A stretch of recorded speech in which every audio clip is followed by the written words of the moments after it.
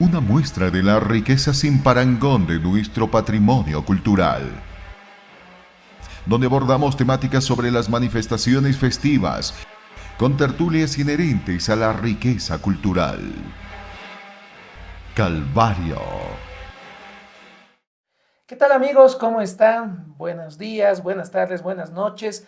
Les saluda Miguel Ángel Foronda Calle desde Oruro, la capital del folclore de Bolivia, donde se produce la obra maestra del patrimonio oral e intangible de la humanidad. Hoy vamos a hablar de un tema, como siempre, interesante, con una persona que conoce mucho sobre lo que es el Carnaval de Oruro, sobre su trayectoria. Pero antes de ello, y dándoles la bienvenida, como ya lo estábamos haciendo, queremos agradecer siempre a los amigos que nos están auspiciando este espacio, como es Api Pasado, Mónica Altamora, Echeverse Studio y el Centro Comercial Arcángel Miguel, que gracias al apoyo que ellos nos brindan, este programa puede realizarse. Y bueno, ahora sí, entremos en materia. Quiero comenzar señalando o retrotrayéndome a la década de los 90 del siglo XX. Es una época, en mi criterio, dorada para la fraternidad artística y cultural la de Hablada, porque es en esa década donde se han producido interesantes innovaciones, interesantes acontecimientos que los vamos a ir comentando con nuestro invitado, ¿no? Entonces, ya me voy a eso justamente, comentarles que mi invitado tiene 36 años de danza en la Frater. Además de eso, ha sido paz presidente de esta institución y pues ni qué mencionar, él representa un personaje icónico dentro de la danza como es el tío de la mina. Quiero darle la bienvenida a nuestro invitado, el doctor Walter García. Querido doctor, mucho gusto contar con su presencia acá para contar algunas historias y tertuliar. Un placer, Miguel, y felicitarte por el programa. Yo he visto cómo tu trabajo, tu sacrificio y tu entusiasmo te ha llevado a tener este estudio y a hacer producciones más profesionales. Felicidades y ya estaremos charlando, Miguel. Muchas gracias, doctor. Y bueno, y como debe ser con todos los fraternos, vamos a acompañar esta charla con una ñufla. O sea que le voy a invitar a que nos sirvamos para empezar la ñufla con un K, como dicen. Por derecha. Ah, sí. Saludos, querido doctor, con nuestra ñufla. Seco por derecha. Oh, no, con calma nomás, no, con calma nomás. Bueno, comencemos pues un poquito conociendo cómo y cuándo ha ingresado a la fraternidad. ¿Qué lo ha motivado? Bueno, primero la motivación. Yo soy hijo de un viejo y fundador de una diablada, como eran los buzoverdes, la tradicional Oruro, que esa es desmembración de los matarifes o los mañazos. Mi padre bailó ya hasta los primeros años de los 50 y después en mi casa, bueno, siempre nosotros bailábamos disfrazándonos hasta con saquillos, ¿no? Queriendo tener capas, agarrando espadas de ángel, de diablo, y eran los juegos carnavaleros que teníamos en el barrio y en la familia. Esa tradición de mi padre muere cuando él deja a su institución, y yo añoraba bailar. No lo pude hacer, no sé por qué razones, pero hasta que los años 80, 90, ya yo retorné de Sucre después de trabajar en provincias y llega el día crucial y digo el día luminoso para que yo me haga fraterno.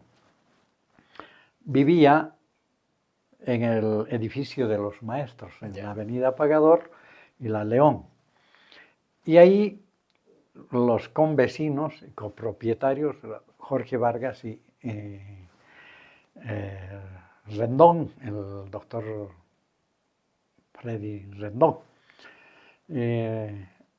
Un día de esos, ya faltando pocos días para la entrada misma, los veo medio entonaditos del trago después de una velada y ellos tenían que alistarse para ir a un ensayo. Ya.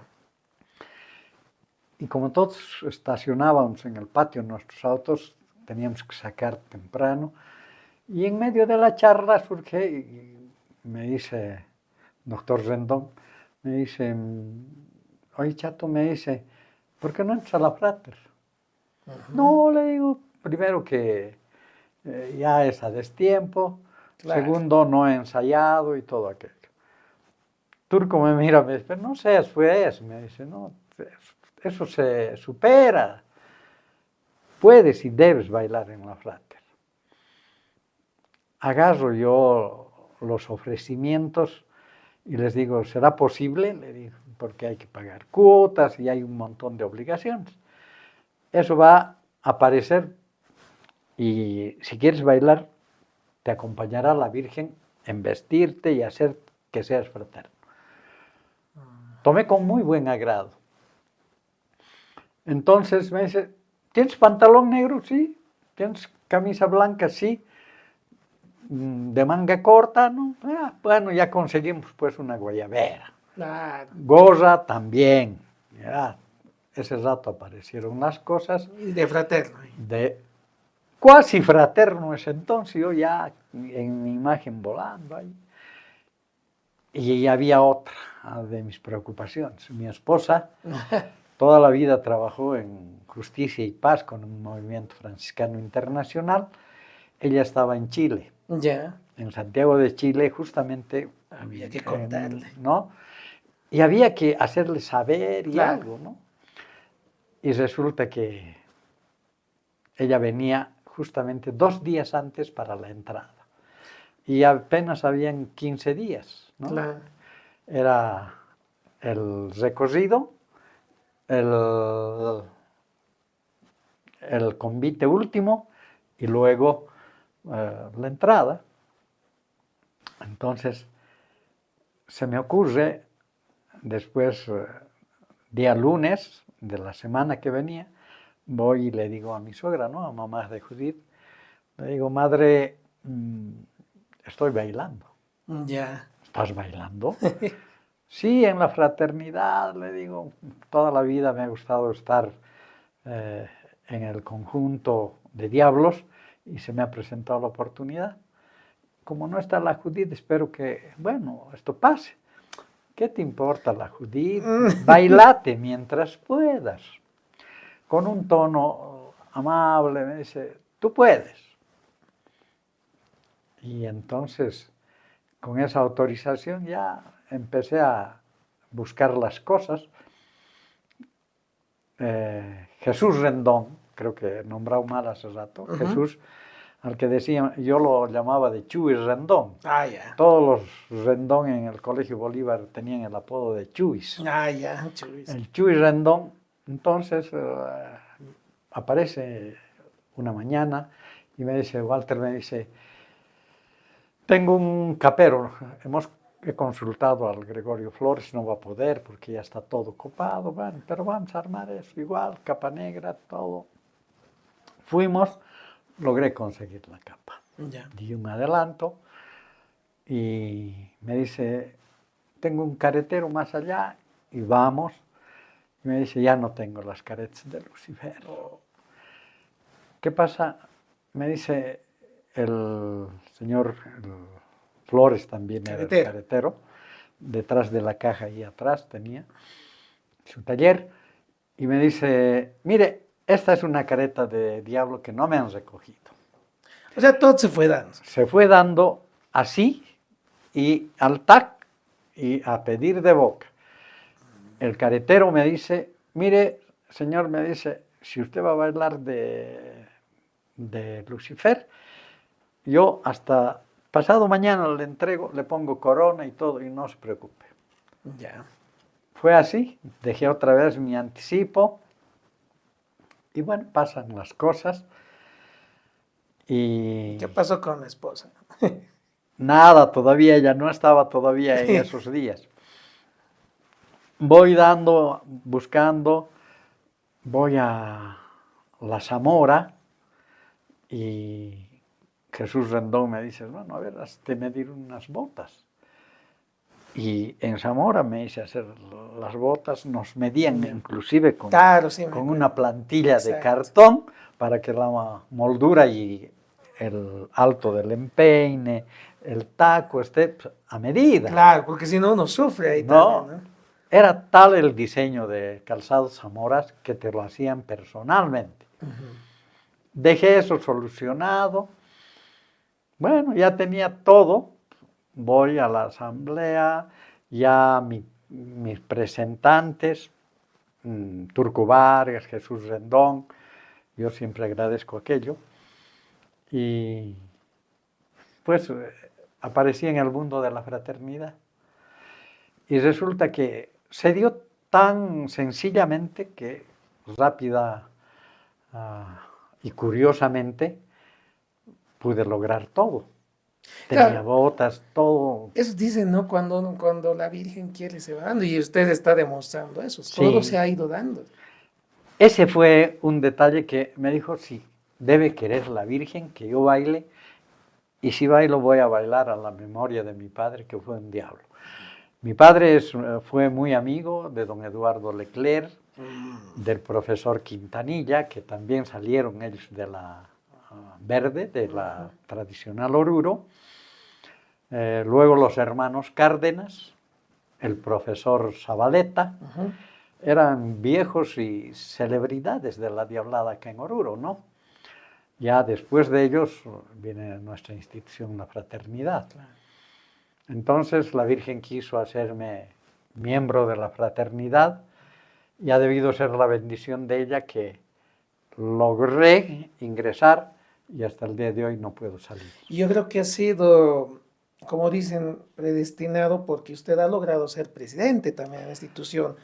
Cuéntenos un poquito, Doc, respecto a cómo ha sido eso de su presidencia y cómo la recuerda esa etapa de su vida en la institución. Bueno, yo entré a la fraternidad y hay que hacer un paréntesis.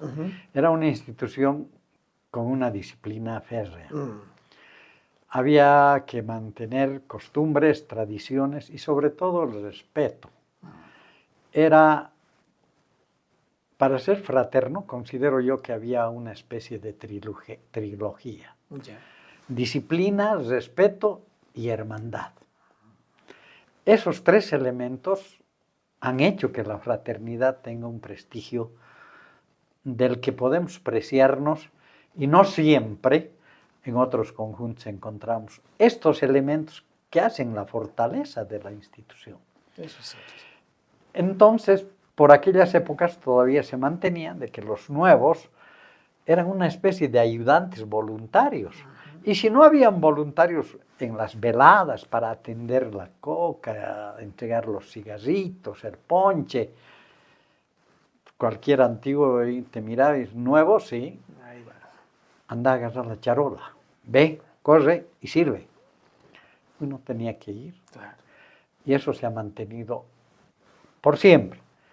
Ahora sí, serán unos 10 o tal vez 15 años que hay no relajándose, pero ha ido desapareciendo ese control férreo, ¿no?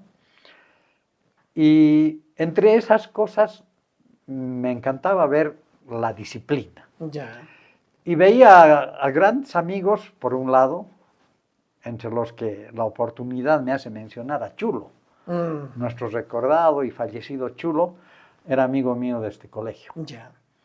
Y valdrá la pena incorporar acá un poquito de su historial. Claro. Era Sí. uno de los, si no el segundo o tercer guaripolero del colegio, un gentleman, un cadete a todo dar con el traje del Colegio Bolívar. Era el primer guaripolero que tenía un flamín original del Colegio Militar. Una guaripola excepcional. Se fue Chulo y bueno, estás en el cielo. Y así pasaron las cosas. Entonces tuve la oportunidad de ver a varios fraternos que todavía manejaban la idea de cómo Natalio III, Guillermo Arias, Hans Gamarra y otros habían impuesto que Huicha Vizcarra y todos las tradiciones. Esta ha sido una forma por la que yo me he convencido para entrar a la fraternidad. Ya. De esa manera, hoy en día me considero fraterno con todos estos antecedentes que para mí resultan ser hasta anécdotas. Claro. Cómo se dio una cosa, otra cosa, cómo conocías a los amigos, cómo te involucrabas en las cosas de la frater. Ya más adelante estaremos hablando de cómo me hice presidente y cómo llevé adelante la institución en esa década de oro que tú llamas, Miguel. Claro, sin duda, vamos a volver con ese tema y en realidad sí hay que resaltar, yo tengo esa percepción, ¿no? Los 90 realmente ha sido una década y casualmente las bodas de oro de la fraternidad también, donde va en el siguiente bloque vamos a empezar a hablar de muchos elementos muy trascendentales, yo creo que no solo para la historia de la fraternidad, sino para la historia del carnaval de Oruro. Entonces, con esa antesala, nos vamos a un pequeño break, si vale el término, y enseguida volvemos para seguir conversando con nuestro invitado. Calvario.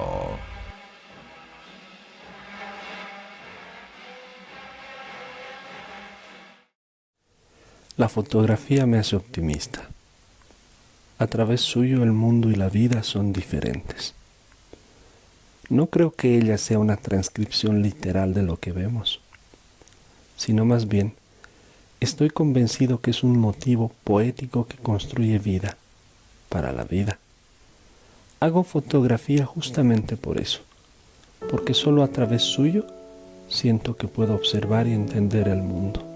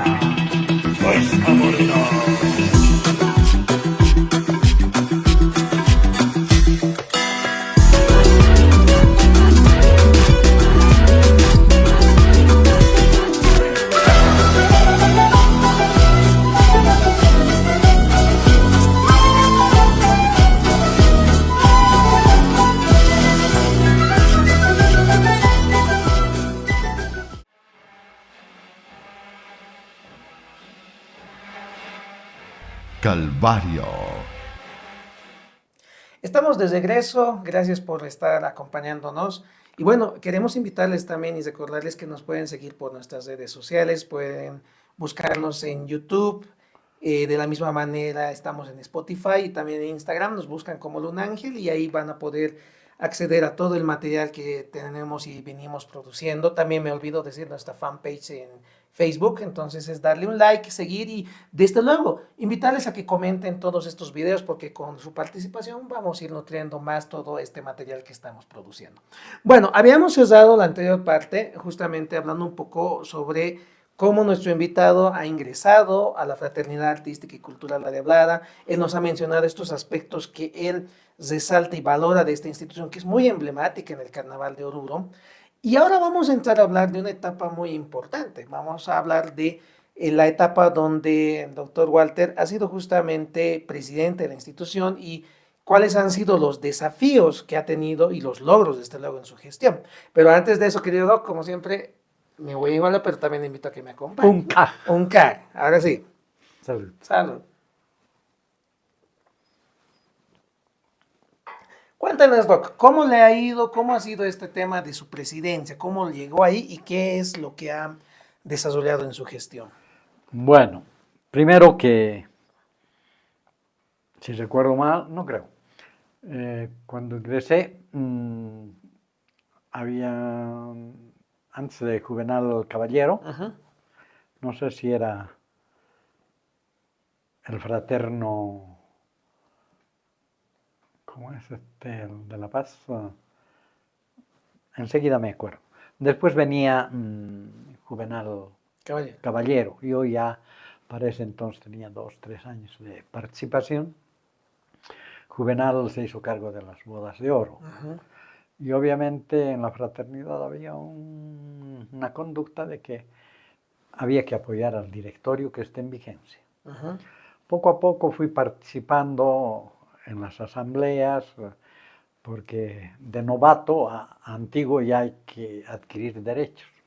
Y como todos, empecé a ser protagónico en la fraternidad, más todavía si yo reconozco la calidad humana con la que me recibieron. Recuerdo mucho en el grupo que yo me formé bailando como Lucifer, a don René Rivero, a don Julián Vargas, a Julio Vargas, a José Pérez, Pepito Pérez, Tito Aranda, una playa de antiguos de lujo. Y además de ser dignos, fraternos, señores, socios o miembros de la institución, la calidad humana con la que nos recibían. Me sentí muy halagado por tener ese roce con gente que había hecho larga trayectoria, ¿no? Entonces, y seguramente acá también hay algunos que se me escapan de la memoria y mil disculpas por aquello. Pero ahí estaban los luciferes, yo fui parte de aquello y pasaron las bodas de plata o oro, las actividades de Juvenal Caballero, y para ese entonces inclusive llegaron socios de muchas ciudades, departamentos. Fue una cosa linda que no olvido, y hay una foto que alguna vez la has publicado, frente al santuario del Socavón, donde estamos alrededor de unas 100 o más personas, pero los más son exfraternos. Esa foto prácticamente es de colección y una histórica. Y lo curioso de esa edad sería por la emoción o por los trajines, al presidente se lo ve en la parte superior y no en la parte central. Entonces, pero esas cosas se dan en la fraternidad, ¿no? Con la sencillez, no estamos para estar al centro, a la derecha o arriba. Entonces, tuvo la suerte Juvenal de dirigir las bodas de oro. Entonces, transcurrían los años y ya después de estar con los luciferes, compartir con los viejos fraternos, yo armaba amistades, y además que en Oruro aquí nos conocíamos, Pocho Sandoval, compañero de colegio, Chulo Vizcaza, compañero de colegio. Era un grupo de ex compañeros del Colegio Bolívar, ¿no? Y varios de ellos antiguos.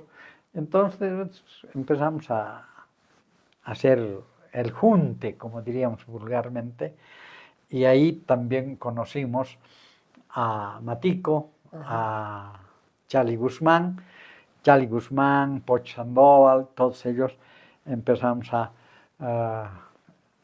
ser protagónicos. ¿En qué sentido protagónicos? Lo que comentaba alguna vez Turco, que al calor de la ñufla y tras del mostrador de Pinocho Galindo, nosotros teníamos ahí una mesita donde tertuliábamos. Ya poníamos ideas, aquello, lo otro, para mejorar la fraternidad, qué había que hacer, cómo podríamos mejorar. Ahí participaba inclusive Chulo Vizcarra, y era una especie de recepción íntima para nosotros. Nosotros empezamos a utilizar eso y era como un reservado, valga la aclaración. Entonces Pinocho decía, que no les vean acá los chicos, aquí nomás. Entonces, y así empezamos a diseñar algunas cosas. Turco Vargas narraba una cosa, Chulo otra cosa, Matico, y todos iban armando las ideas. Ya. Dejamos pasar así y bueno, entonces me empecé a preocupar mucho más por las cosas internas de la fraternidad, hasta que lo llevamos de presidente a Pepe Pérez. Ya. Pepe Pérez ganó las elecciones, con Pepe G. Pérez se gestó la festividad de la Candelaria. Ya. Ahí ya le impulsamos prácticamente a que el proyecto de la Candelaria sea el embrión para lo que iba a venir. Ya. Paralelamente a eso venía el concurso de la convocatoria a nivel nacional en el género literario del ensayo, que más allá vamos a comentar. Sí. Entonces, ahí nacimos como, digamos, cuasi dirigentes, porque ya participábamos con más entereza, y cerrada la gestión de Pepe Pérez, obviamente habían las pugnas. Y hay algo que, eso más bien creo que ya ha pasado, ¿no? Habían grupos determinados, los Cullis, Ya. ¿no? Después habían otros grupos así, pero que sonaban fuerte. Y eran como sentar soberanía sobre cada agrupación de amigos. Y lo que hacían no era pues con ese criterio de enfrentamientos y nada, ¿no? Ya. Era como pugnar, quién baila mejor, si es la roja, la verde, y así. Poco a poco, entonces, después de aquello, se lanza se cierra la gestión de Pepe Pérez y se abre una nueva gestión. Y resulta que habían algunos enconos, unas dificultades de que cómo llevar adelante las elecciones, y más allá de los agrios enfrentamientos de ideas, bueno, nos amainábamos y seguíamos pensando en el futuro de la Frate. Salió la idea de Charly Guzmán de que en vez de estar llevando a elecciones, Ya. gastando plata y haciendo campañas y todo, ¿por qué no hacemos que se dé una elección por consenso? Interesante. Me precio de aquello porque soy el único presidente que ha sido elegido por consenso. Depusieron los intereses de grupos, de filas, de fraternos de los diferentes estamentos, y se tuvo que elegir un directorio por consenso. Poco a poco tuvimos el criterio de que en el consenso que habíamos hecho iban representantes de la fila verde, de la fila roja, de los otros estamentos, para encontrar el equilibrio. También antiguos, jóvenes, la nueva generación y todo aquello. Y así conformamos. Y en 1996-97, y el segundo año, había el compromiso de entregarle la presidencia también a Enrique Jiménez, ¿no? Entonces, Enrique Jiménez agarra la presidencia y arma. Es el segundo que agarra por consenso. Después vienen las otras gestiones de Enrique. Hasta ahí yo hice y lo que pudimos advertir en esa gestión. Primero, ¿qué hicimos? En la infraestructura no teníamos agua, los baños muy precarios, no teníamos el local como es ahora. La familia, el notario de fe pública, ¿cómo se llaman los ex dueños? Pero ahí entre paréntesis también hay que mencionar que la sede como tal recién se la estaba posesionando como tal, creo que era finales de los 90, no, Sí. finales de los 80 creo, ¿no? No, la adquisición se hizo mucho más antes, Ya. pero en la gestión de Juvenal se fueron dando las últimas cosas respecto de cancelar deudas pequeñas, etcétera, etcétera. Y además de que Juvenal ya tenía el registro en derechos reales, todo eso. Y es en su gestión entonces se empieza, digamos, a poner en Sí. orden la casa, todos los servicios, todo. Vimos eso y empezamos a trabajar en aquello. Por ese entonces nos ayudó bastante Negrito Chávez, el esposo de Arminda, ¿no? Resulta que hicimos algunos diseños para la refacción y había que mejorar el piso y varias cosas. A partir de ese entonces fuimos construyendo la sede, porque teníamos todavía la pelea con los ex dueños de la familia del doctor Fiorillo, ¿no? La esposa era la dueña y donde está ahora el restaurante, ese era el límite de la vieja casona, llamémosle así, y detrás estaba una especie de patiecito, ¿no? Entonces era incómodo y teníamos que delimitar el muro perimetral. Eso se hizo. Ya en los inicios de Pepe Pérez, continuó con nosotros, después fue dándose poco a poco con Enrique Jiménez y los demás presidentes, ¿no? Incluido la gestión de Chulo, que todavía seguían mejorando la infraestructura. Claro. Así se dio.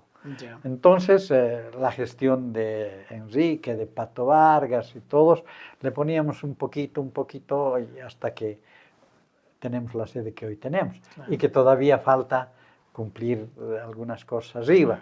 Yo he visto con gran satisfacción que los directores anteriores de poco a poco han ido mejorando la infraestructura, que hay que ir todavía implementando, dándole algunas cosas a la infraestructura, el decorado, la ornamentación, que vendrá. Pero no podemos quejarnos que tenemos una sede, nos jactamos de ser los primeros, el primer conjunto en tener sede propia. Después han venido los otros conjuntos, ¿no? Esas son satisfacciones que tenemos y entre esas cosas recuerdo muy bien que la alcaldía prácticamente se adueñó de un terreno nuestro que estaba en el cerro de San Miguel y la Colorada, prácticamente, donde hay una cancha de básquet, ¿no? Ese era un predio y Enrique Jiménez tenía la tarea de reclamar aquello, se hizo los reclamos ante la alcaldía, pero nos encontramos con un informe lapidario. En ese entonces, que en paz descanse nuestro arquitecto Adolfo Blanco, que era miembro, había trabajado un informe técnico para que ese predio lo utilizara la alcaldía. No juzgo si fue malo o bueno, con buena intención o mala intención, todo eso. Después de eso, Enrique andaba muy comprometido con recuperar aquello, se han hecho gestiones para que inclusive nos hagan una compensación que hasta el día de hoy creo que no se ha dado, con un terreno en el cementerio que tampoco se ha dado. Esas cosas, bueno, han marcado entre lo que ha sido la época mía, la de Enrique, y tal vez Pepe Pérez también, ¿no? Y ahí entre paréntesis voy a aprovechar algo que la verdad no lo tenía previsto, pero creo que usted nos puede dar luces. Hablemos un poquito de la gruta que tenemos también. Eso se conoce muy poco, pese a en muchas fotos se ve la gruta Sí. que está ahí arriba del santuario, pero esa gruta es de la Fraternidad. Así es. ¿Y cómo es qué referencias tenemos de la gruta? Bueno, la gruta, que yo sepa, y algunos fraternos podrán corregir en adelante, era una obra que la habían hecho entre la institución más su cofradía particularmente, y quien manejaba todo aquello era don Guillermo Arias. Ya. Tanto así que cuando fallece don Guillermo Arias, las llaves entregaron a la Fraternidad. Desde entonces somos los poseedores. No tenemos el título, pero en derecho una forma de entrar a la propiedad, al derecho procesal, es la posesión. Nosotros somos poseedores de esa casa y nos respetan, y ojalá eso siga de por vida, más todavía si hacemos nuestros rituales allí, Claro. Miguel Ángel. Claro, eso es importante para quienes tal vez no conocen. La gruta justamente es un espacio, como les decía, que es arriba del santuario del Socavón, y ahí la Fraternidad ya por décadas viene desarrollando muchas actividades que son justamente parte, como dice el doctor, de la ritualidad que existe. Hoy en estos últimos años se realizan veladas mensuales. Entonces se viene manteniendo el cuidado, se tiene una imagen de la Virgen ahí también, entonces ya es prácticamente como se señala por posiciones, parte de, digamos, lo que viene a ser el patrimonio de la institución y parte de las tradiciones. Bueno, a ver, cesamos esta parte. Yo creo que en la siguiente parte que viene, ya con esta antesala de lo que hemos ido hablando respecto a lo que ha sido la gestión, la presidencia del doctor Walter García, vamos a ver otros aspectos referentes a los ñaupas y al tío, que es algo importante que también aparece en la fraternidad. Por eso decimos que estamos en una década dorada. Entonces, volvemos enseguida con ello y pues nos despedimos de este bloque. Silvedonos, como siempre, querido doctor. Por derecha, salud. Volvemos enseguida. Calvario.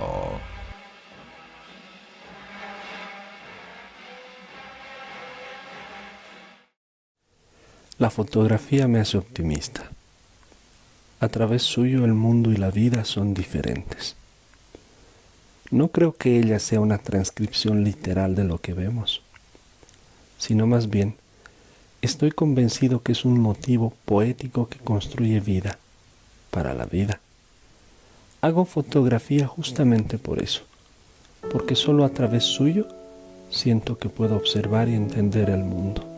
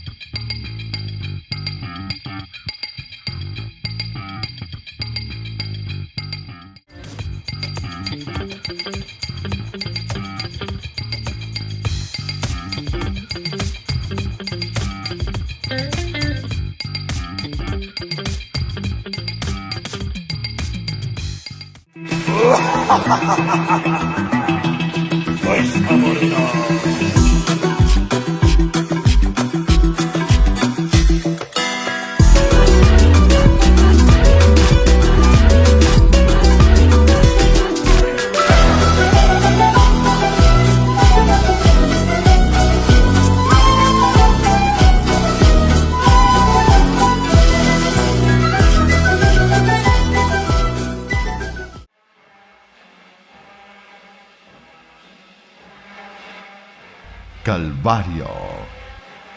Continuamos con este nuevo espacio, en esta nueva ronda. Vamos a conversar sobre otros temas más inherentes a la historia de la fraternidad a través de nuestro invitado. Eh, Hemos ido recapitulando algunos elementos respecto a la presidencia del doctor Walter García. Hemos hablado de la sede, hemos sacado algunos apuntes interesantes sobre la gruta también.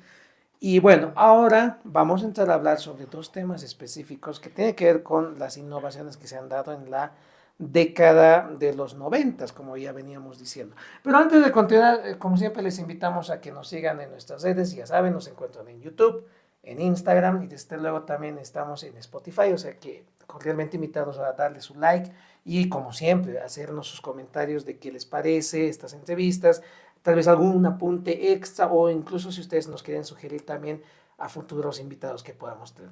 Doc, continuamos, pero como siempre cargamos un poco con nuestra ñufa. Gracias. En medio de estas tertulias que hacíamos referencia, vamos a empezar con el tema de los personajes. Y ahí surge el tema de los ñaupas. ¿Cómo ha empezado este tema de los ñaupas? ¿Cómo surge? ¿A causa de qué se produce?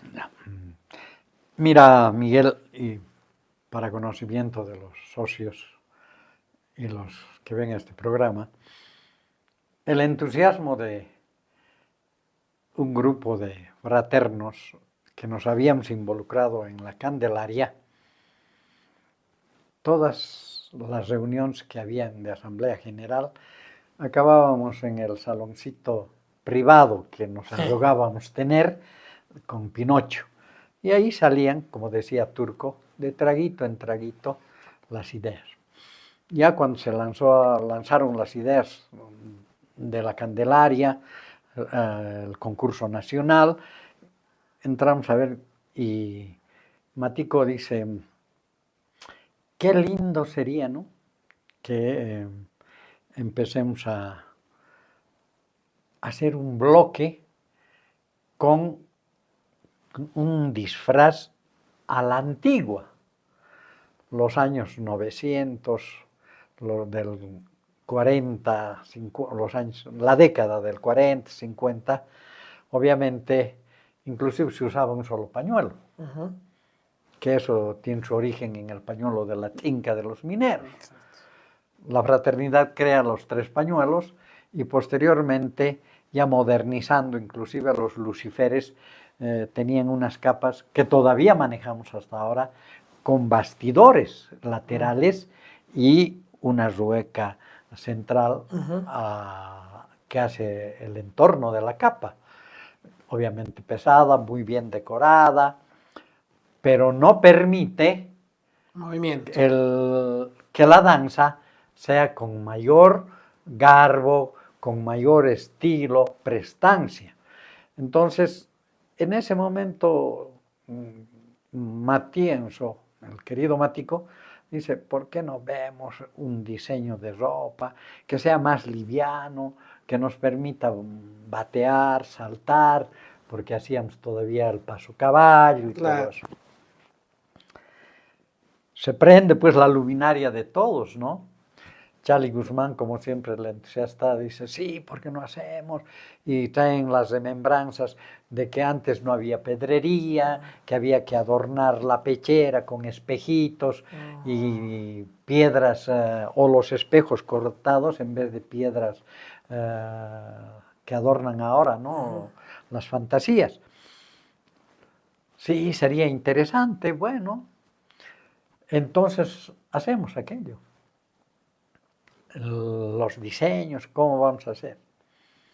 Y entre las charlas, yo siempre comentaba, ¿no? Decía, después de bailar siempre voy a ver, y desde los años 70, los 80 y inicios de los 90, prácticamente les decía yo, ¿no? Cuando pasan las figuras, sean diablas, las diabladas o las morenadas, vemos que la inclusión de las mujeres, cada año que pasa, suben sus polleras y las miradas de los varones caen más abajo. Y ya prácticamente decíamos, esto está llegando a extremos. había un desenfreno por mostrar la silueta de las mujeres con polleras con el ancho de nuestra corbata. Claro. Eran ya prácticamente muy reducidas las polleras. Y ojo que eso sigue ahora, ¿no? Todavía se mantiene, ¿no? Mm. Será porque el carnaval tiene algo de la carnada, de la carnestolenda y en fin.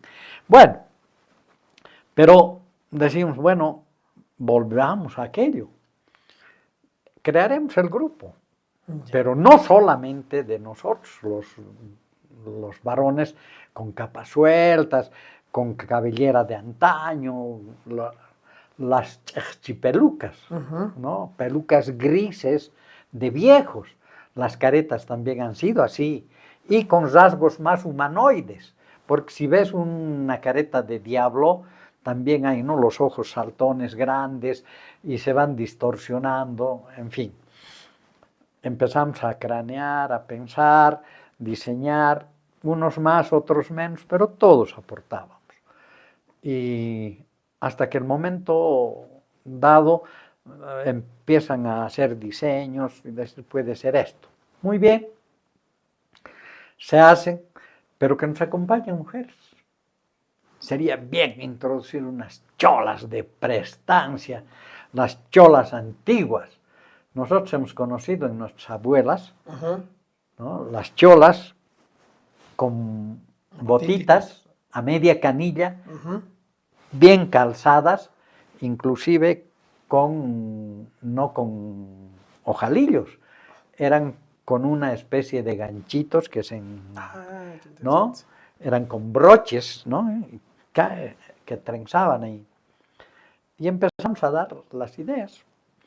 Entonces, es que incorpora. Chari Guzmán, en uno de los ensayos en el Regimiento Camacho, habla con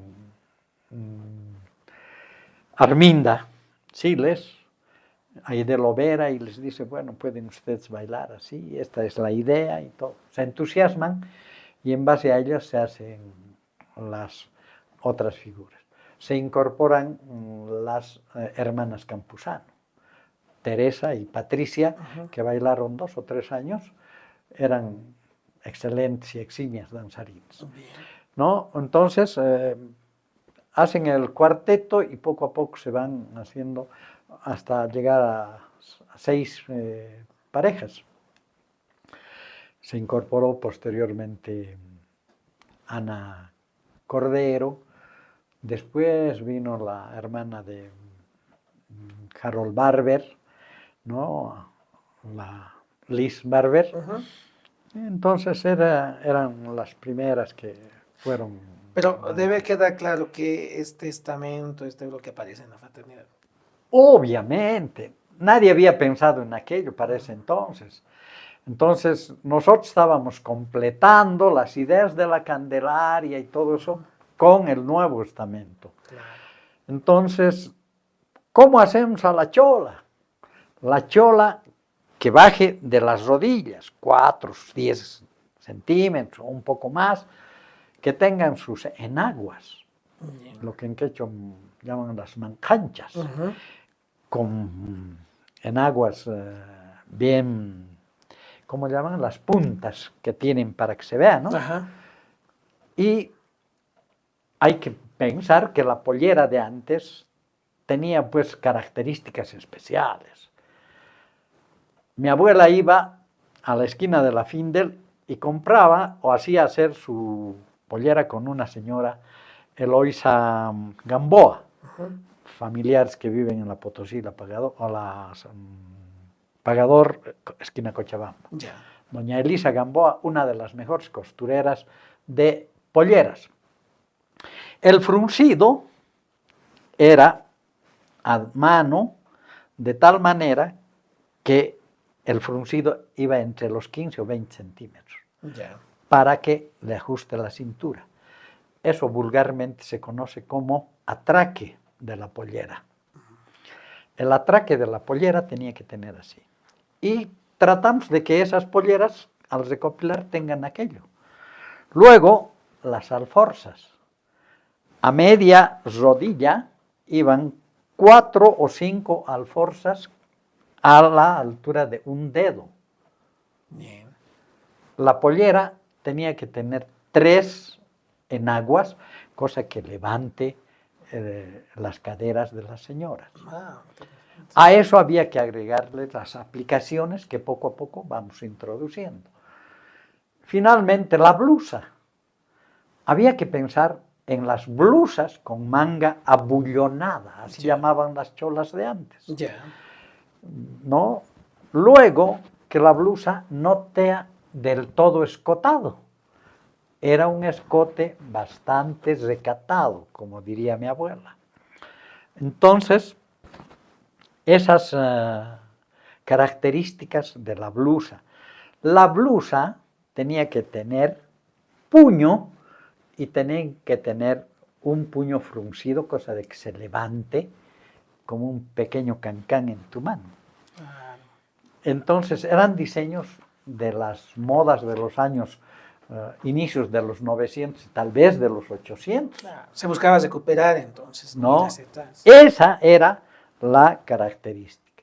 Y lo que sí, inclusive les decía a las señoras, háganse una carterita que sea típica de las cholas de antaño, que se llamaba la escarcela. ¿Se hicieron esas cartetas? No las han hecho hasta el día de hoy, porque una de las características de la chola que le daba su elegancia era manejar su escarcela. Que sería interesante La todavía. cartera de aquella época. Esas han sido las características para iniciar los ñaupas, tanto en los varones como en las mujeres. ¿Cuál es el año en el que aparecen los ñaupas? ¿Aparecen juntos varones y mujeres o cómo se da esto? Sí, el primer bloque, el año 1996. Hombres y mujeres. Hombres y mujeres, con el bloque, ¿no? Entonces, 6 varones, 6 mujeres. Yo estaba de presidentes, entonces Ya. yo bailo con los ñaupas el segundo día. Y hay una anécdota que va a ser motivo de otro momento para contar eso, de dónde saqué la capa yo para bailar el domingo. Pero contémoslo brevemente. Rápidamente, Charly Guzmán no baila el segundo día, por cansancio, su estado de salud y qué sé yo. Entonces me dice, Chato, vos bailá, que está mi capa. Ya. ¿Neta? ¿Qué hice? Esa noche tuve que hacer una cirugía Ya. en la capa, achicarla, le puse dobleces, todo. Me he visto y ahí tengo un testimonio de una foto que estoy bailando yo, su hijo. Ese año aparecen los Jucumaris. Ah, es otro dato importante. 96. 96. Juan Carlos Guzmán Pimentel, el hijo, está ahí de Jucumari. Ya. Al lado está Walter García, o es a la inversa, Aide Lovera, yo y Jesús Rendón el Cóndor. El cóndor, ¿no? Sí. Es una foto histórica, eso está patentizado así. Y entonces no solo aparecen pues los ñaupas, Jucumares. los Jucumaris también aparecen ese año. Formaron un grupo de jóvenes bastante interesantes. Ya, esas han sido las características para hablar de la creación de los ñaupas. Yo recuerdo que Matico me decía entre las anécdotas que en algún momento los decían los incadiablos también. Nos decían incadiablos, claro, porque la capa era suelta. Ajá. Hoy día ya también han empezado a darle mayor consistencia en las partes Laterales. delanteras y la trasera. No llevamos el bastidor ni el armazón rígido, pero el peso de los bordados y todo va compensando eso. Si vemos las primeras capas de color guinda, eran sencillas hasta un segundo y tercer año, poco a poco. Después van mejorando y ahora las capas se hacen inclusive bordados casi a nivel industrial, con bordados automáticos, diseños en esas máquinas últimas que han aparecido. Nuestros bordadores de ese entonces, Milton Flores, Belsu. Milton era el que nos hacía las capas y todo aquello. De eso también hay testimonios fotográficos, ¿no? Claro. Pero esa es la historia de los ñaupas, que va aparejada con los Jucumaris. ¿no? Ese año también aparecen los jucumaris y posteriormente van evolucionando en disfraces y los jucumaris también hasta el día de hoy, ¿no? Con su característica de los osos andinos, con sus huacalazos o sus chicotes de cuero. Para ir cerrando, vale la pena recordar quiénes han sido miembros de esa primera generación de ñaupas. Bueno, Jorge Matienzo, Juan Carlos Guzmán, Pocho Sandoval, Ya, estaba Turco Vargas, ya. ahí, ¿quién me falta? Turco Vargas, 5 serían. Falta uno. Banano. Ah, bueno, no. Banano. ¿No? Vaya. Vaya. Marcelo Vaya. Marcelo Vaya. Bien. ¿No? Y segundo año, inclusive bailó un solo día Jorge Caro. Ya. Después, poco a poco, se van introduciendo otros fraternos, ¿no? A los que ya los llamaría yo de segunda y tercera generación, ¿no? Claro. Aparece Chino Decker, el ingeniero Pinto, después Javier Pinto, Chino Decker, después aparecen otros miembros y poco a poco se va haciendo lista. Ahora ya andamos por la cuarta, quinta generación, ¿no? Entonces, pero esos son los primeros. Yo bailo el segundo día, después al año siguiente bailé 3 años más y después viene ya la otra parte que viene a ser la creación del tío. Bien. Bueno, con esa antesala vamos a ir cerrando acá, porque justamente vamos a hablar luego del tío de la mina que amerita su acápite también y también otros aspectos. Entonces, vamos a cerrar hoy esta charla de nuestro Calvario acá y les invitamos a que nos sigan en un segundo capítulo con lo que viene a ser el doctor Walter García para seguir conociendo más sobre la historia de la flauta. Entonces, les invitamos a que nos sigan hasta la siguiente sesión y donde vamos a continuar hablando sobre el tío de la mina y otros temas más. Hasta la próxima, queridos amigos. Y Un salud un K. y porque nos vaya bien Eso. este ejercicio.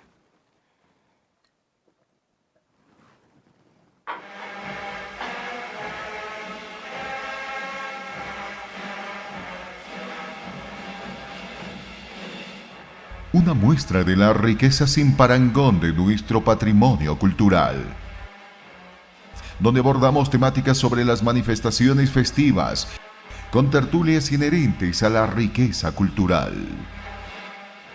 Calvario.